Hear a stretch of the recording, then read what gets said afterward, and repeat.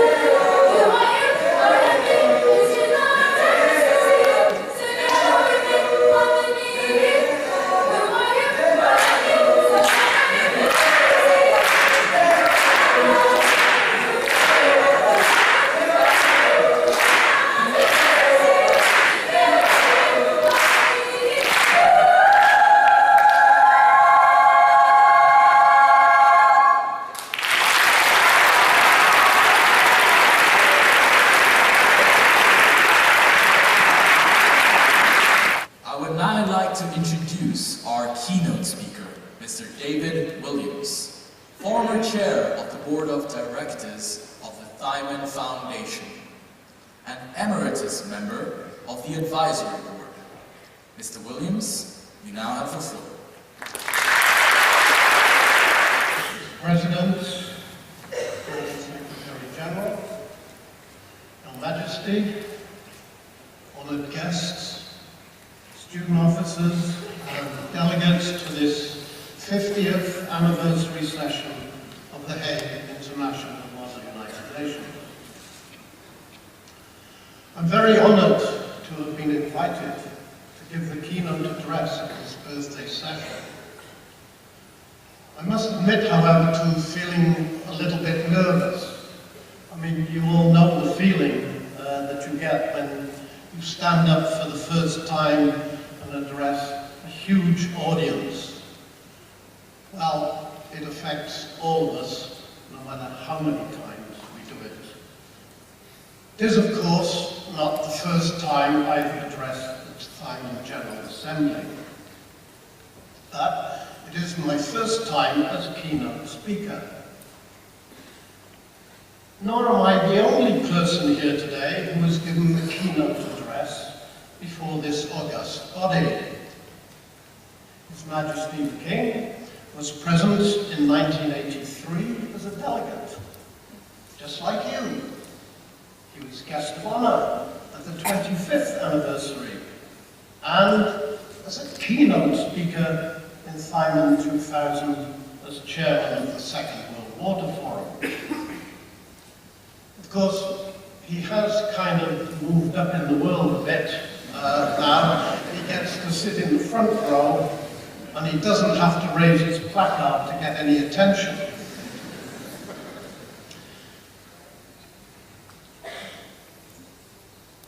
(2018) is not only the year in which THIMUN celebrates 50 years of Model United Nations in The Hague. It is also the 70th anniversary year of the adoption by the United Nations of the Universal Declaration of Human Rights. Eleanor Roosevelt, widow of United States President Franklin D. Roosevelt, was instrumental in formulating the Universal Declaration, which was submitted to the UN General Assembly in 1948. In your preparations for this conference, no doubt many of you will have read and studied the Universal Declaration of Human Rights. And when you read the preamble and the 30 articles of the Declaration, you might find yourselves nodding in agreement and saying to yourselves, yes, that's right, that's how it should be.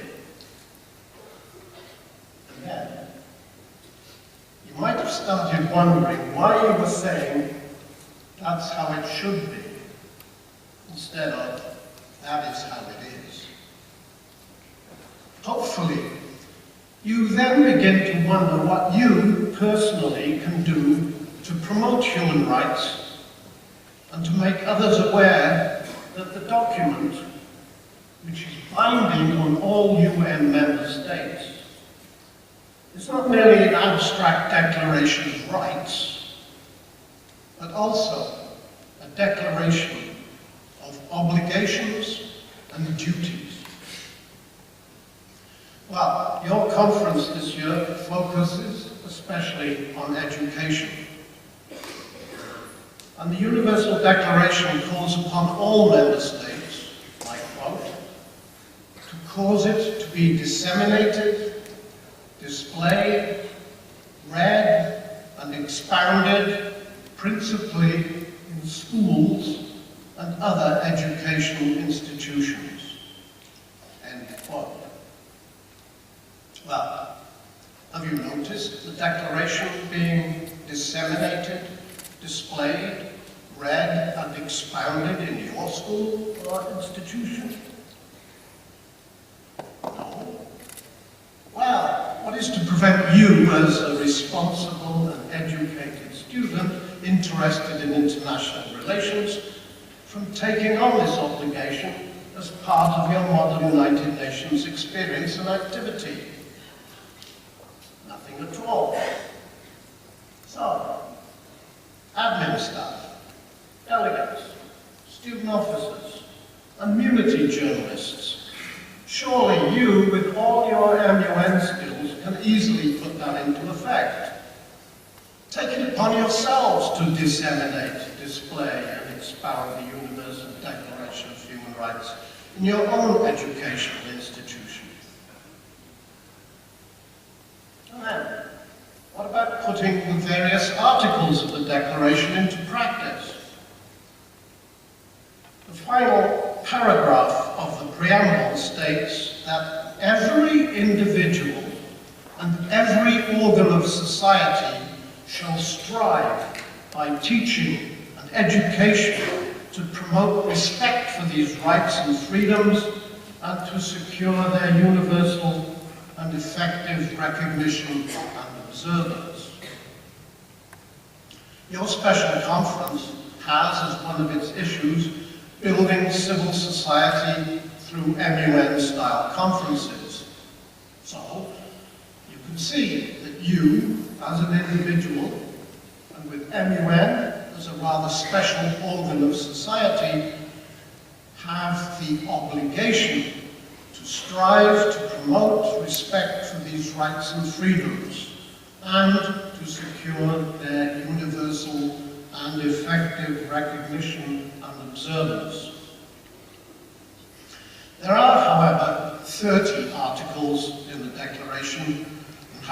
clear, I'm not going to make you do all of them, right? But I would like to focus on just one or two where I think you have a positive role to play. Article 1 states that all human beings should act towards one another in a spirit of brotherhood. Of course, had the declaration been written today, a less gender-specific term would have been used, but let us remember that it was drafted by a woman. So let us assume that this means that all human beings should act towards one another in the spirit of their common and shared humanity. This should not prove too difficult for you to do. Indeed, if you are to fulfill your role in MUN, you will have to act towards one another in such a spirit. How else can you achieve your goal? But do not leave this spirit in the conference room. Take it with you into your daily lives.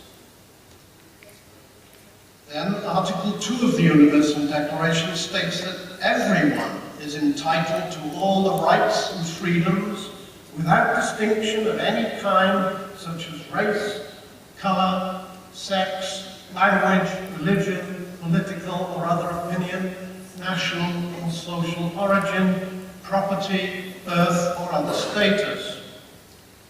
Remember, this was adopted by the UN General Assembly in 1948. Have we achieved this 70 years later? You can show that through MUN this can be achieved. Article 19 states that everyone has the right to freedom of opinion and expression. This right includes freedom to hold opinions without interference and to seek, receive and impart information and ideas through any media and regardless of frontiers. Well, it might seem that the internet in general, and Facebook and Twitter in particular, have made this possible. But, as you are all aware, freedom of expression can be dangerous. And this is a challenge for your generation. When every ignorant half-wit can post anything they like on social media, how do we prevent extremists from propagating hatred of other human beings, whether individuals or members of ethnic or religious groups, or even whole nations? Well, again, this is where you come in, building civil society through education. A civil society is a civilized society. The word civil means polite. It means being respectful towards others. And to achieve this, we need education. Article 26 states that everyone has the right to education. And Article 19 states that education shall be directed to the full development of the human personality, shall promote understanding, tolerance, and friendship among all nations, racial or religious groups, and shall further the activities of the United Nations for the maintenance of peace. This is what MUN does. This is what THIMUN does. And this is what you, admin staff, delegates, student officers, community journalists, and your MUN directors do through this great educational activity called Model United Nations. You need to realize that in sitting here in this hall, you are enjoying the benefits of education. And enjoying the benefits of education, you are very, very fortunate. Gillian Martin Sorensen, former United Nations Assistant Secretary General, in her address to the final General Assembly 20 years ago, told the delegates, because you are blessed with intelligence and education and youth and energy and idealism and vision, you have, more than most, both the obligation and the opportunity to do more. You have the opportunity to work through education to bring others along, to reach people by teaching people, to mobilize your classmates and your colleagues and your families as part of this great peaceful army to achieve the goals of the United Nations. As Model United Nations participants, you have now an opportunity and a duty to spread the word in your schools and educational institutions, since you can demonstrate through Model United Nations that nations can really be united in a spirit of tolerance and respect for one another. THIMUN has been doing this for 50 years. 50 years of inspiring youth. You are youth who have been inspired. It is up to you now to inspire others. We are celebrating here an unbroken train of 50 conferences in The Hague, the city of justice and peace. You are now the engine of that train to take it forward for the next 50 years, building civil society through education. I wish you every success in your endeavors and encourage you to make full use of the wonderful opportunity that participation in THIMUN offers you. You are shaping tomorrow. Make sure it's a peaceful one. Thank you.